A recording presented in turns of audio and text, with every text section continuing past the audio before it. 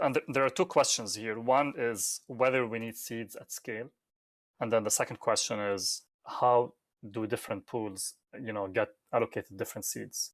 So we can start off with the first one, which is the idea is that we have seeds for the stock system, but maybe at scale we don't need seeds anymore. What do you think about that? Why would that be?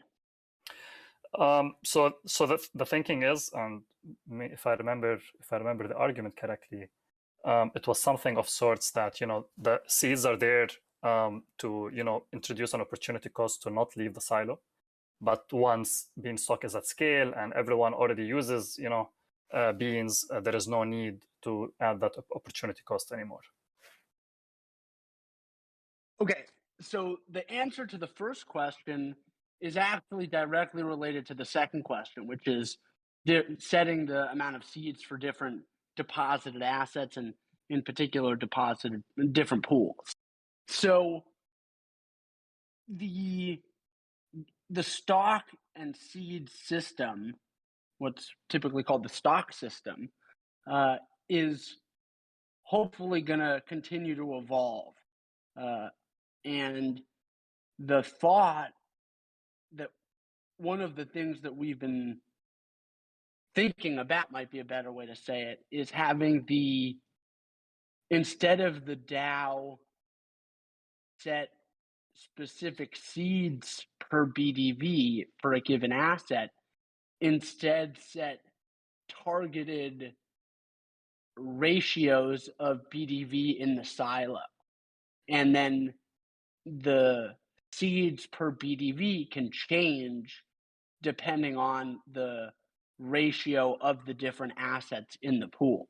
So what that could mean in practice is that the DAO could vote that the optimal amount of exposure of Beanstalk, meaning the liquidity that beans are trading against, is 50% staked ETH, 30% ETH, and then 20% of different currencies. The point is that the seeds per BDV ratio for depositing different assets could change over time autonomously as a way for the protocol to regulate incentives around depositing different assets in the protocol and introduce relative opportunity cost depending on the asset that is in the silo. So the seeds, even if at true scale in the trillions, there's no need to leave the silo ever, then the seeds would still have a strong function in terms of Beanstalk's ability to manage risk. Yeah, and you're right. This answered the second question, and I have some follow-ups to the second one. But if we go back to the first one a bit, and I think the idea comes in from the thought that seeds is like a cost to the protocol. So somehow, if we abstract those seeds, then the protocol doesn't have to pay for that stock. Can you maybe touch upon the idea of like once you're in the system or once you're in the silo, is there an actual cost because of seeds, or seeds scale everyone equally, so it doesn't really exist? So it's interesting because Beanstalk can mint beans and stock and seeds and any other asset. There's no cost to the minting of the assets. Where the cost plays in is in the opportunity cost associated with grown stock from seeds in various different instances. So just to play them through, the first is the most obvious one, which is that the amount of opportunity cost for withdrawing a deposited asset increases over time. However, there's also a couple of more subtle things about the seeds. The first is that the different seeds per BDV does affect people's willingness to deposit different assets. So if you can receive more seeds per BDV, you may be willing to deposit more of one asset or another. And then the second aspect of it, or the third, I guess, would be that the stock, the grown stock that any individual has relative to others, relative to newer deposits, decreases over time. And so the function of grown stock and the structure of seeds yielding grown stock linearly is also designed to decrease the ownership concentration of beans over time. And that's another thing that you would lose if you got rid of seeds. Okay, that's great. My follow-up question was going to be on whether you think the DAO can be, let's say, accurate in their prediction of what pool is good for Beanstalk and therefore allocate more seeds to it, or do you think the market will always know better and there is no reason for us to divert them as long as it's an LP and let them choose? So this is a situation where there's a feedback between the rate that Beanstalk is paying in terms of seeds per BDV and what the market says. But it's important to state that what the market wants is going to be dependent on lots of different factors outside of Beanstalk, right? If you're holding BDV and you get a choice between holding a bunch of different assets that are all have whitelisted LP tokens with beans and these assets as exposure, which assets people are going to choose is totally independent of Beanstalk, except for the seeds per BDV. And so the reality is that, to answer your first question, is the DAO able to assess risk? I think in general, the DAO should be able to assess risk. The DAO should be able to assess risk, but they don't need to assess risk that well. The point is just at a high level, from a macro perspective, which are the assets that Beanstalk wants exposure to and which are the assets that Beanstalk wants less exposure to. So it's not like such a sophisticated question to answer. And it's really important to note that the market is going to react to the rate that Beanstalk is paying in terms of seeds per BDV. So that's why it might make sense to transition over time to a system where the seeds per BDV changes based on the desired exposure of Beanstalk as determined by the DAO. And of course, the amount of seeds per BDV is evident in how Beanstalk incentivizes or is moved towards more liquidity rather than just holding beans. Okay, another discussion revolves around derivative markets once we have them built on top of Beanstalk. And the worry comes from once we have participants able to short or long, they will somehow start that'll be like an incentive for them to manipulate the market. So just starting off on a top level, so a leverage market or a long or a short is basically doing things with more capital. So the same thing that you can do, you just need like a lot of money for you to be able to do it. Can you maybe Publius take us through how does Beanstalk in general stops or avoids manipulation, let's say, or is manipulation resistant? So on the one hand, I think it's important to state that there's a difference between the protocol being manipulation resistant and the users of the protocol being manipulation resistant. And in a world where there's sophisticated derivatives built on top of Beanstalk, it's very hard to imagine a scenario where, particularly in the first couple of years, there's not a lot of money to be made in using derivatives to get short, create a lot of FUD, dump some beans on the market, create some sell pressure, and create some short-term negative feedback loop. That is manipulating user behavior to extent. Now, manipulating might not be the best word because people can be free to do whatever they want. But the concept is through some sort of actions, you can create a sell pressure and a bank run, and there's no reason whatsoever to expect that won't happen with Beanstalk and with beans. And so I think the point is that the question is around twofold. One, what are users doing? But the assumption is that users are running for the hills, at least to some extent, and there is a bank run. And then the second question is around what does the protocol do to respond to it? But that's separate than the protocol being manipulated. So what does Beanstalk do during a bank run? Well, we've experienced it a couple of different times, and it issues a lot of debt. It tries to incentivize converts, but it may take a while for the bean price to return to the peg. It's taken a month plus to return the price to the peg in the past, and there's no reason to expect that that won't happen again. But the bigger point is that over time, Beanstalk should be able to return the bean price to its peg.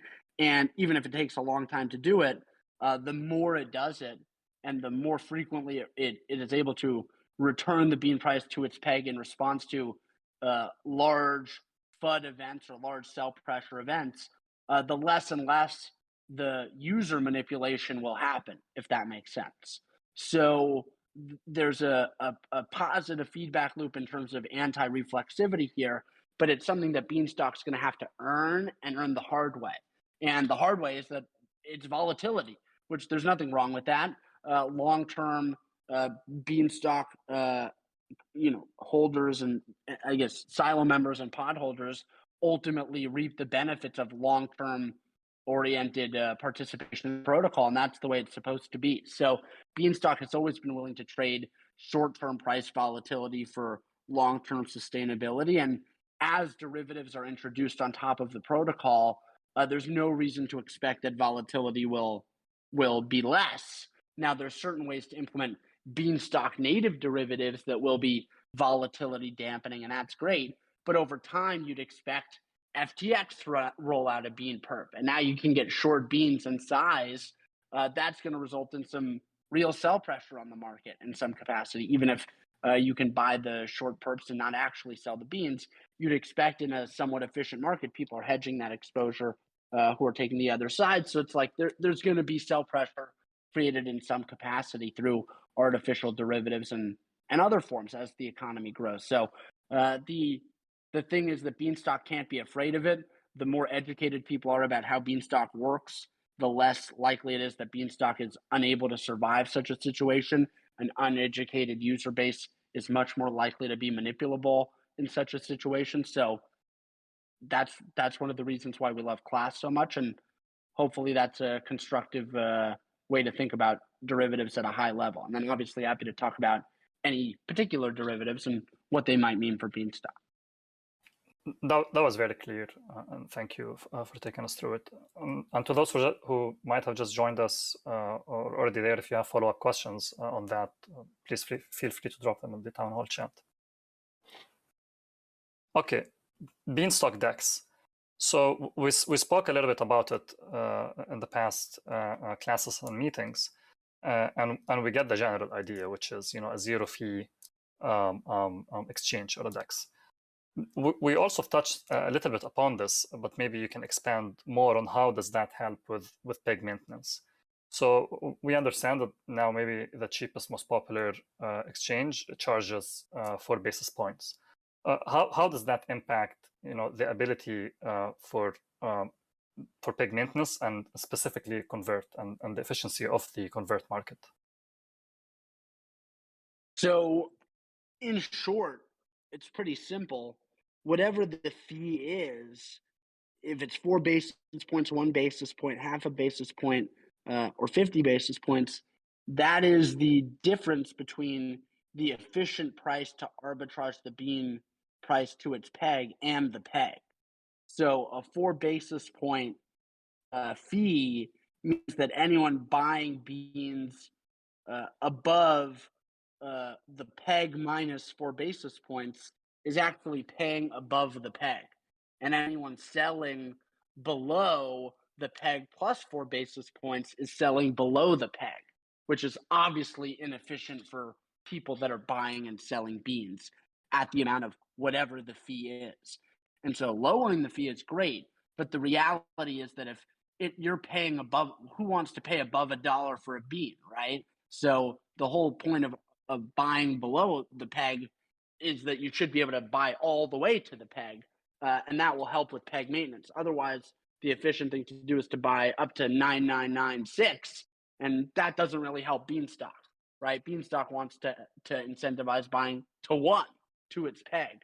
So removing the fee altogether should greatly help with peg maintenance. Even if it seems microscopic, in practice, it's quite significant. So to translate that to numbers, if the price of bean is 99.7, that makes no sense right now for anyone to convert because it can't be profitable. Well, it's not that it makes no sense. To some extent, the stock is retained, but it is inefficient to a large extent. Yes, maybe the most efficient thing to do, if it's purely selfish behavior right now, is to convert to 9996. Yes, and my example, I excluded, of course, the opportunity or the value of the accrued or gained stock. Okay, those are the questions that I had. I see Austin typing something on the town hall chat, so maybe we can wait for that.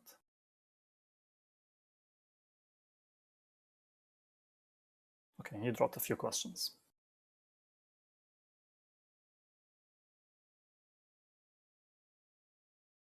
So the first question is about soil and the soil market. So is it possible to adequately measure demand for soil when issuing less than a soil for so many seasons in a row?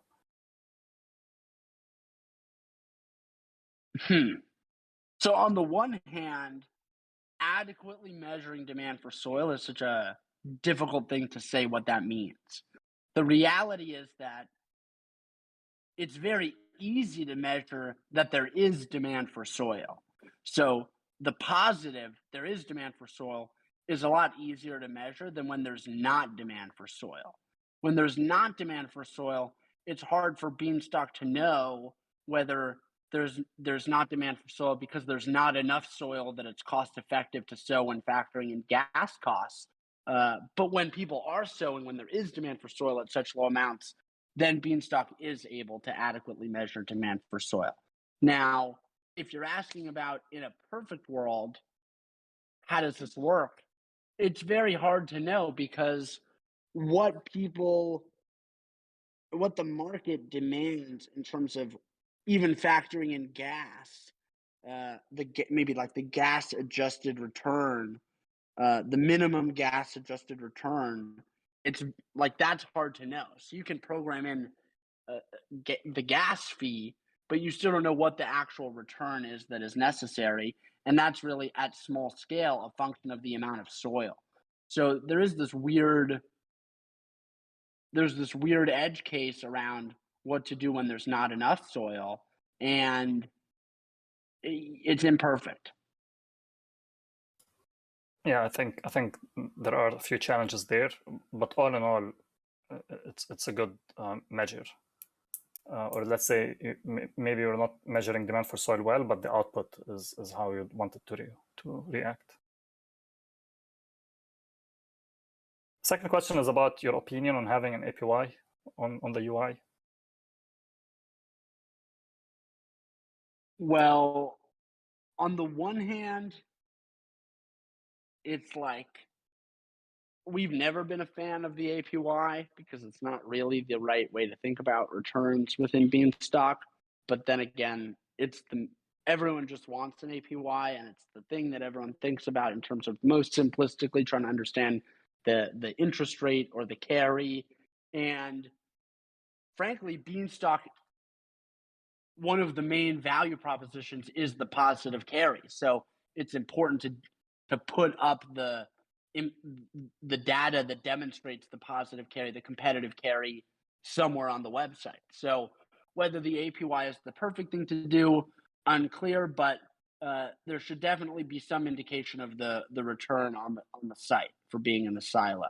And I was thinking, and it's not exactly the right terms, but the silo is really like beta exposure to the growth of Beanstalk. And so perhaps it's like a measure of the growth of the beta in some way. I guess that doesn't really have to do with the measurement of the APY in any capacity, but I think we need to frame the APY as something a little bit different. Now, we've always tried to be as transparent as possible, writing the formulas out, and everything is like anyone can read all the math and the formulas, but it's like it's still imperfect. And Manifold, we got to put something up there. We got to put something up. Yeah. And Manifold, I think, is +1 on thinking of another term, maybe describe APY. Yeah, I see seigniorage growth percentage. That's interesting, but the reality is it needs to capture the return for being in the silo, and the inflation rate also misses that. It's not the bean inflation rate; It's what's the yield for being in the silo. The bean inflation rate is going to be higher than that. And more importantly, when figuring out real carrying costs, as long as the bean price is stable, the inflation in the bean supply doesn't affect the actual carrying costs of beans other than contributing to positive carrying costs. I look forward to the choice of word here, and something tells me it may be farming related.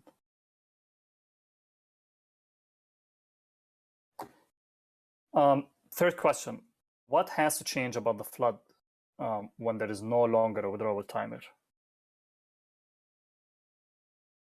And flood is the season of plenty. So the flood, there's a lot to say about the flood. The flood was instrumental in Beanstalk not overheating during the initial pump and dump.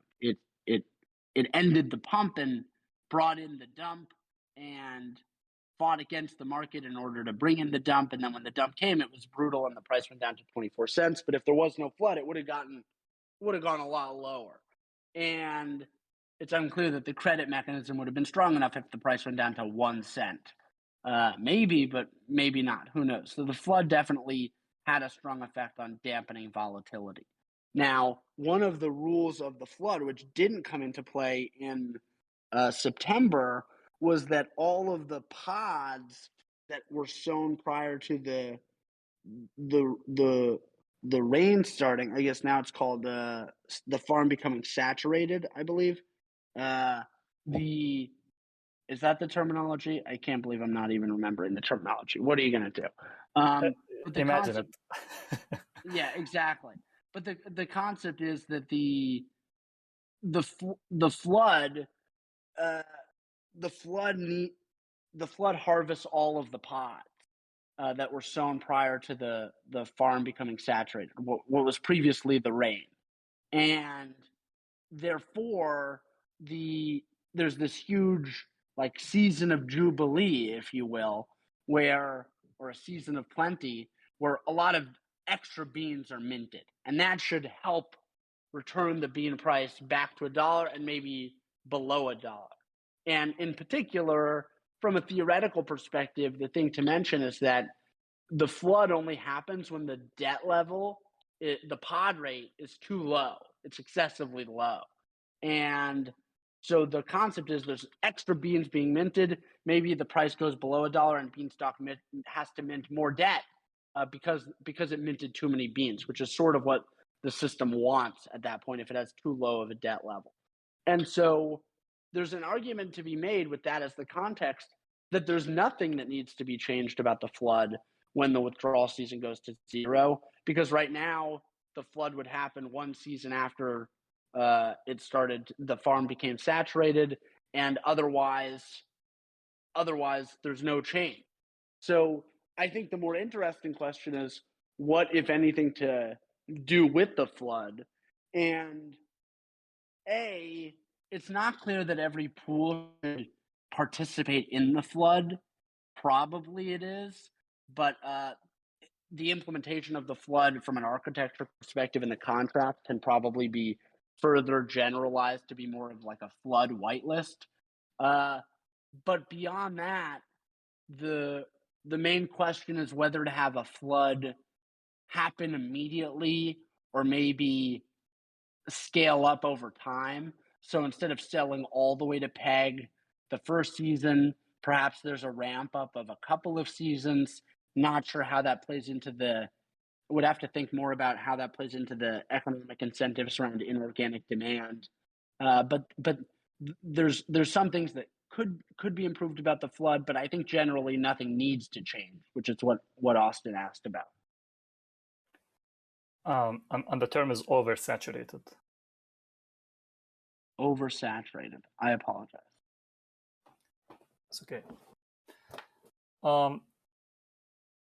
The following question. So we're talking now about the temperature, and maybe with some ideas or comments that were brought up on ways of maybe changing how the temperature is adjusted, and that may include. He uses the word reflexive. I'm not sure if that's what you said before.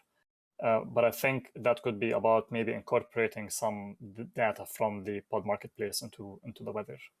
Can you maybe touch upon that a little bit? Yeah, so I think there's been a lot of discussion about, from the community, the proposal of the idea of having some sort of Dutch auction for soil at the beginning of a season, and think that that's probably the next improvement to make to the temperature that Beanstalk is paying. Now, after the Dutch auction is implemented, perhaps as a derivative, to have the temperature decrease based on the average result of the Dutch auction over time, for example, in a downward reflexive fashion, but not an upward reflexive fashion, because again, Beanstalk would prefer to have downside price volatility than issue too much debt. So you can't have upside temperature reflexivity. But for now, think that there's probably more of an efficiency to be made by introducing a Dutch auction, which again was a great idea from the community. Not sure who to give the credit to for the original idea, but would love to know. Yeah, I remember I'm also not sure, and I have someone in mind, but maybe I'm wrong, so I won't say it. But I remember it being brought up months ago, and I think the group that resurfaced the idea, it started with Quasimat, I believe. All right, the last question is, what happens when the chop penalty goes to zero? So, Beanstalk sold all FERT and paid it all back. Will it automatically then just, switch the unripe to the underlying, or people will have to do it themselves?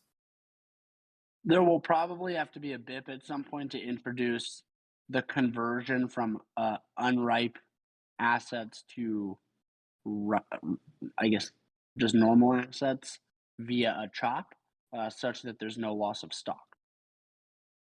But it will be done by the user, and there's no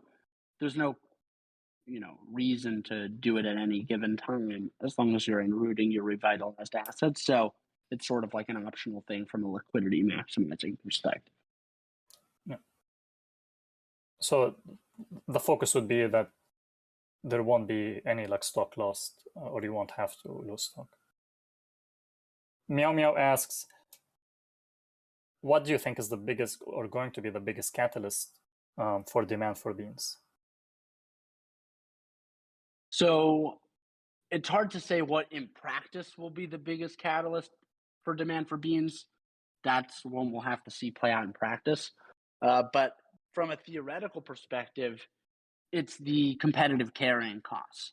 And we think that at this point, it's still probably a little bit early for businesses to really start to be built using beans, but not that early. And what we mean by using beans is the competitive carrying costs of holding beans in the silo is something that businesses can use to, for the first time, build on decentralized primitives without any points of centralization in a cost-effective fashion where businesses can really compete with traditional businesses built on centralized primitives. So not sure how long that's going to take for the whole bean economy to flourish, but the catalyst is the competitive carrying costs. Terrorboy asks if you think on top level any challenges that are going to happen from the merge or the upgrade to proof of stake. I think the answer has always been no, but Publius, feel free to add in if you have other thoughts.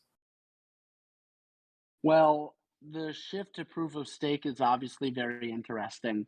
Beanstalk is a proof of stake system, and so it's very hard to say anything against proof of stake in general, although the specific implementation of proof of stake and how the distribution of ETH will change over time is something that is perhaps imperfect. But in terms of improving the scalability of the Ethereum network, obviously the merge is a major step in that direction, and we're very excited about the development of Ethereum. So that's the macro level thought. Maybe Publius wants to hop up and give his own thoughts if he's so inclined. But the challenges and how they will impact Beanstalk, don't think there's going to be anything too material because of the fact that there is no Bean ETH pool, and therefore the the only Beanstalk that will retain value is dependent on USDC and USDT. So it seems like that's not going to be too sophisticated as to what happens there. And otherwise, Beanstalk seems to continue to be more endogenous, running in endogenous cycles as opposed to exogenously influenced ones. So for the time being, don't think that the merge is going to have too much of an effect on Beanstalk. But once the Bean ETH pool is rolled back out, perhaps after the merge, that'll probably happen. Beanstalk will be once again more related to the cycles of Ethereum directly. Question from Benjamin Stocken. And he asks, will there be a market for unripe assets? So something similar to the marketplace for pods, but sell your unripe assets.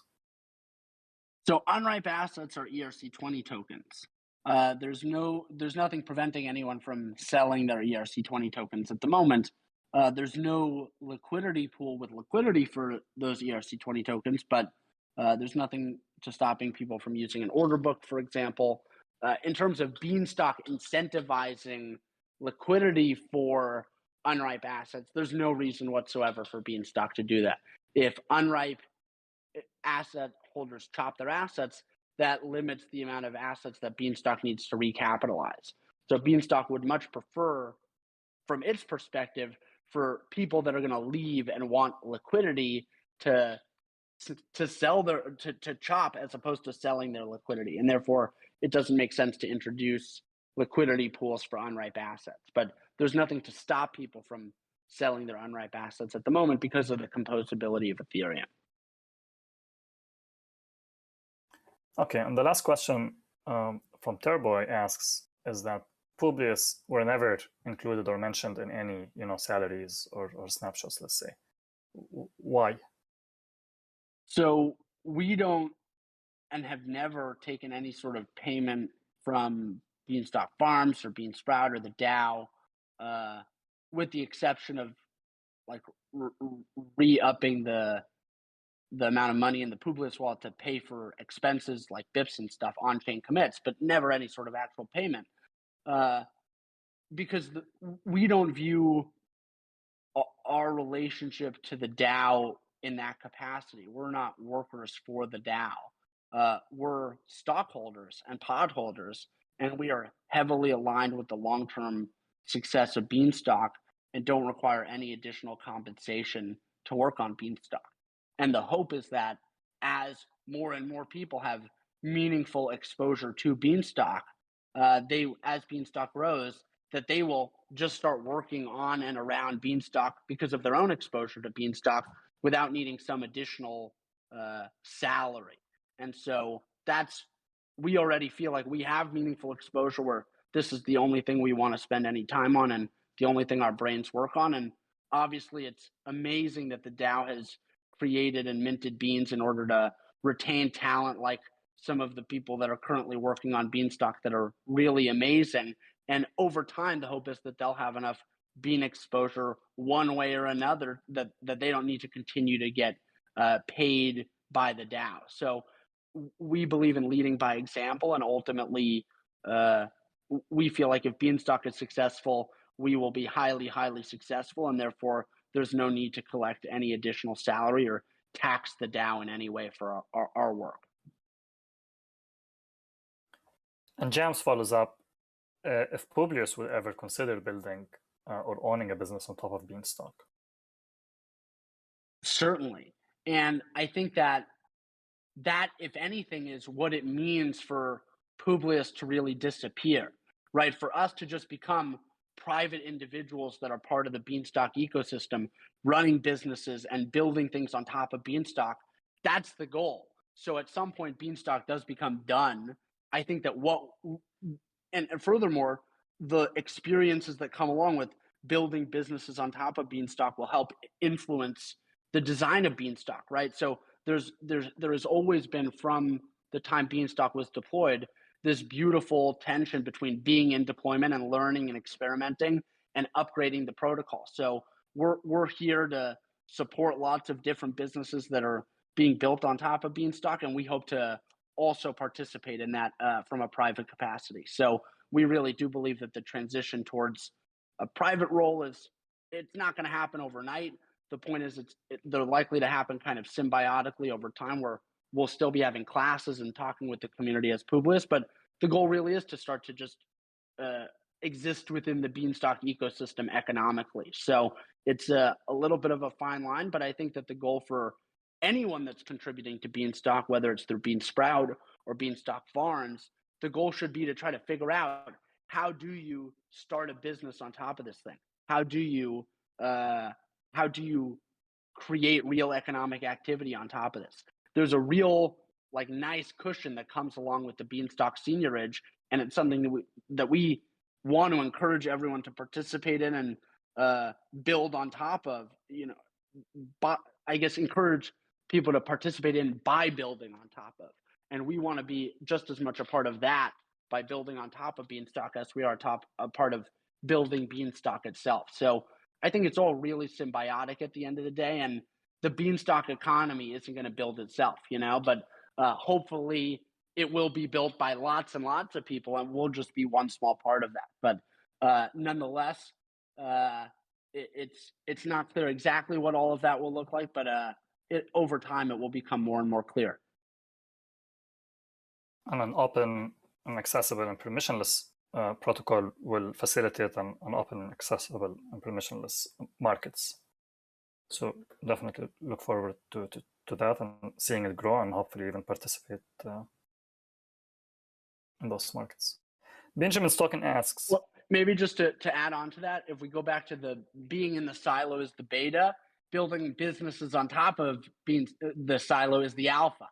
So that's the name of the game. And whenever Beanstalk is, alpha hunting is who doesn't like alpha hunting? So that's it's all good. Liking the terms forming there. So Benjamin's Token asks what Publius thinks about the requested compensations, and he mentions, I think, the back pay or the retroactive payment. But maybe you can expand this question to the back pay and also to the proposals that are already out for contributors. I mean, we're probably going to decline to speak on specific proposals. Yeah, we probably think it makes sense to refrain from commenting on specific proposals, just to not engage in the real politics with regards to the back pay. But what we would say at a high level is that there were a lot of people that did stuff to help Beanstalk get up and running, but there were also a couple of people that were really, really important and spent all of their time and all of their energy and all of their brain power getting Beanstalk back up and running. And those people really do deserve to get compensated really nicely, I think. Now, what is deserved? What is nicely?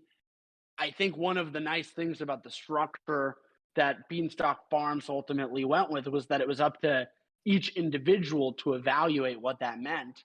And then there was also this week-long period where people could, in a market setting perspective, see what other people were saying and commenting and proposing and adjust their own proposals. And we are where we are. So I think the market has set itself.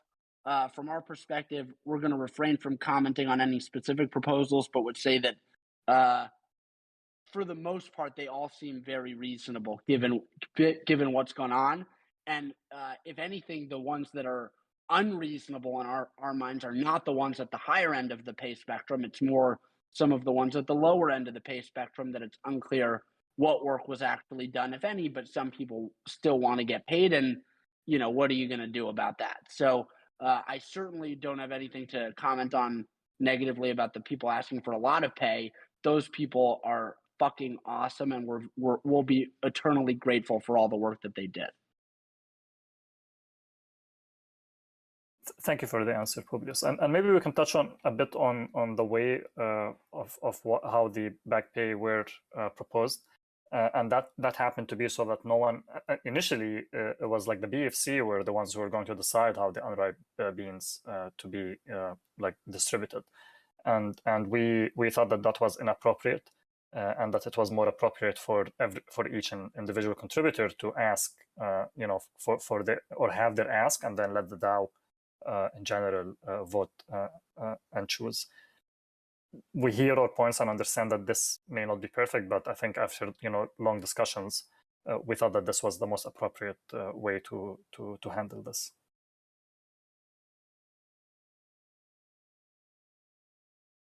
Okay, I see Alex typing. We'll see if that's a question or a comment.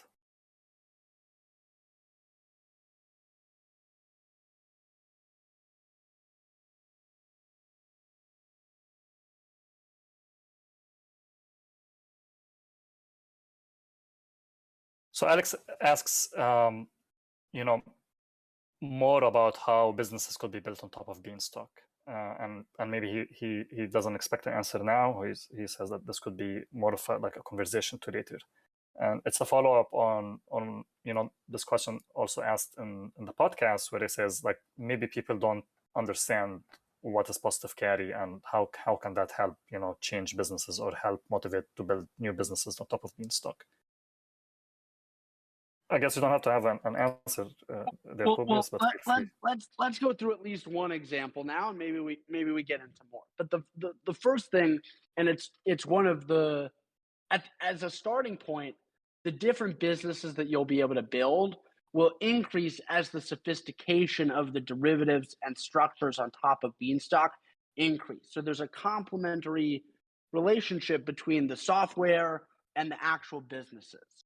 So the starting place is, if you look at Root as a great example, that's software that we think is going to enable some pretty cool businesses that can compete with traditional businesses. Let's take Vegas as an example. So Vegas is something that crypto's been trying to disrupt since 2015 or so, since Augur came out. And maybe it wasn't 2015. I wasn't in crypto at that point, so my memory is not perfect on those dates. But the concept is, since Augur was implemented in maybe 2017, there still hasn't been any on-chain betting in any significant size in any meaningful way. And the question is why? And there hasn't been any sports betting. There hasn't been any politics betting. There's no betting. Why? The reason, and it's such, let's talk about, before we get into the problem, it's such a right market for disruption. Everyone's so excited to disrupt it because you go to Vegas to bet on NFL Sunday, and you're literally, both sides of the bet are paying 10%, minus 110, plus 110. The fuck is that? It's like literally a crazy spread.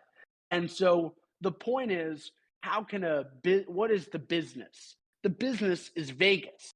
How are you going to compete with Vegas? Well, what is Vegas? Vegas is a book, a sports book. So there's this software that allows prediction, that allows betting silo assets, deposits based on an oracle that's going to settle just like Vegas. So you're going to get the outcome just like Vegas is going to have the outcome of the bet. And the question is now, who's keeping a book? So the business is keeping a book. So you're going to have assets in the silo, and you're going to be offering a spread on bets on NFL Sunday. So Vegas's bet is offering minus 110, plus 110. If you have silo assets, you can offer plus 101, minus 101, plus 102, minus 102. That market and margin is going to get pretty thin. But the point is, there's still VIG there. There's still a spread there to collect.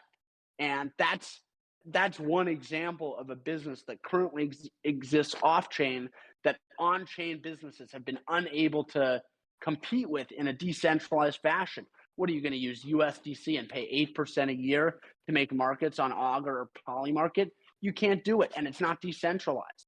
So this is, for the first time, the way to build a decentralized first business where people can just make markets, and the business is running a book on top of it. So there's lots of other businesses, real world businesses that are not just betting and speculative, that can be ultimately integrated on top of Beanstalk. But just to give one, that's a concrete example of something that in the not too distant future is a business or multiple businesses that can run on and compete on top of Beanstalk and compete with Vegas. Is it accurate to think that a protocol or a system like Beanstalk allows not only feeless protocols or businesses, but ones that also are without an opportunity cost? Well, there's no opportunity cost associated with participating in that market, and therefore it's likely to attract liquidity. Now, the thing to note is that the liquidity that exists on top of Beanstalk can be used for lots of different things. And so the software ultimately being composable such that you can do different things in an efficient fashion is really the name of the game when it comes to designing things on top of Beanstalk. And so that's something that I think we've started to think more about. There's obviously still work to be done on improving Beanstalk at the core level, but now as we start to think about what are the real things that are going to exist on top of Beanstalk, what are the businesses that you can build on top of Beanstalk, we're putting on that entrepreneur hat and trying to figure out what to build on top of Beanstalk. It's very evident that the real thing that will determine just how competitive businesses built on top of Beanstalk can be with traditional businesses is how capital efficient you can get things on top of the silo. So if you're making a market on the Giants Steelers game, not for the Super Bowl like we were talking about with DCF God, but just for week 1, if you've bought the Giants and then sold the Steelers side, I guess bought the Giants and then sold the Giants, so you're now hedged, you need to be able to use that position again to now bet on the Patriots. And then if you sell the Patriots side, and I don't mean selling the position itself, I mean like you're making a market on both sides such that you hold a position on the Giants and you hold a position on the Steelers where both positions will pay out. One of them will pay out depending on who wins. The combination of those two positions then needs to be able to be used to make other markets. And so really maximizing the capital efficiency and the structure of every market that is built on top of Beanstalk, that can be done in a really fine-tuned way in order to maximize just how competitive businesses built on top of Beanstalk can be. And that's what we're trying to think about at the moment, how to maximize the capital efficiency. Markets on top of markets, and in that example, it's bets on top of bets. Okay, I think we're at the end of the town hall chat questions or questions in general. As always, thank you, Publius, for taking the time, and everyone else for joining us, and we'll see you in next class. Thanks, Maud.